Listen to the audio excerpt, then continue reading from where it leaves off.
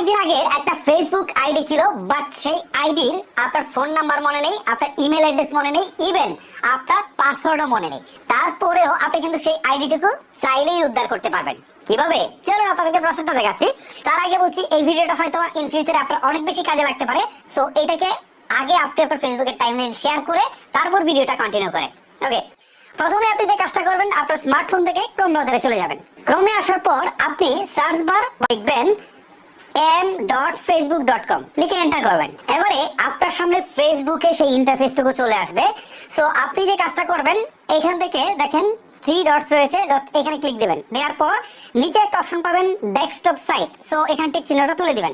এখন দেখবেন সবকিছু ছোট হয়ে গেছে, ডেস্কটপের মতো হয়ে গেছে। সো এই করার পর দেখতে পারবেন ফরগেটেন পাসওয়ার্ড নামে একটা অপশন রয়েছে। সো এখানে আপনি একটা ক্লিক করবেন।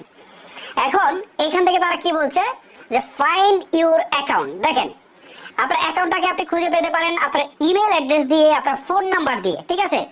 সো আপনি আগে দেখবেন যে সেই সময় আপনি কোন ফোন নাম্বারটা ইউজ করতেন, সেটা দিয়ে তারপর আপনি সার্চে দিবেন।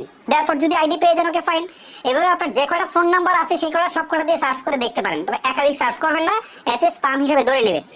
যদি আপনি ফোন নাম্বার দিয়ে না পান, তারপর ইমেল অ্যাড্রেস যেখানে সেই সময় ব্যবহার করতেন সব কটা দিয়ে সার্চ করবেন। যদি পেয়ে যান, ওকে ফাইন, তাহলে আর কষ্ট করতে হবে না। আর যদি না পান, তাহলে লাস্ট অপশন হচ্ছে আপনাকে নাম দিয়ে খুঁজতে হবে। সো আপনি কি নাম দিয়ে খুঁজতে পারেন সেটা এখানে লিখবেন, ঠিক আছে?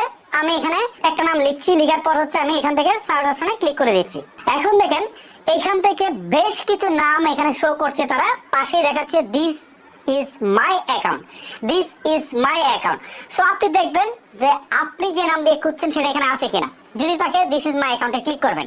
আর যদি না থাকে, আপনার যদি মনে হয় যে না, নামটা একটু চেঞ্জ করে দেখা দরকার, তাহলে ব্যাকে যাবেন, গিয়ে আপনি চেঞ্জ করে দেখতে পারেন।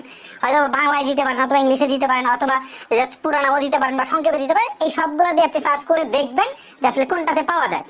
ধরেন আমার এটাতে পাওয়া গেল। সো আমি এখানে, এটা হচ্ছে আমার ID, so this is my account, এখানে ক্লিক করছি। তারপর দেখেন আমার নামটাও আসছে, নিচে একটা অপশন আসছে রিকভারি নামে। সো আমরা যে কাজটা করবো, রিকভারিতে একটা ক্লিক করবো। রিকভারিতে ক্লিক করার পর এখান থেকে দেখেন দেখাচ্ছে যে হোয়াটসঅ্যাপ, আরেকটা হচ্ছে মেসেজ, ঠিক আছে?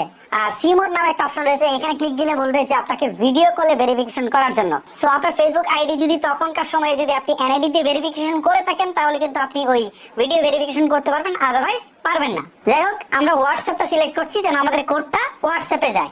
ওকে, হোয়াটসঅ্যাপ ক্লিক করলাম, তারপর কন্টিনিউ ক্লিক করলাম। এখন হোয়াটসঅ্যাপে একটা কোড গিয়েছে, জাস্ট এই কোডটা আমি এখানে বসিয়ে দিচ্ছি। কোডটা বসিয়ে কন্টিনিউ ক্লিক করে দিলাম। এবারে যে অপশনটা আসছে এখান থেকে টাস্ক দিস ডিভাইস, এই অপশনে ক্লিক করে দিচ্ছি। এখন দেখেন এরকম একটা ইন্টারফেস চলে আসছে। এটা দেখে হয়তো আপনারা একটু হতাশ হয়ে যেতে পারেন, বাট হতাশ হওয়ার কিছু নেই। উপরের দিকে দেখেন ফেসবুকের যে লোগোটা রয়েছে, জাস্ট এইখানে একটা ক্লিক করে দেন।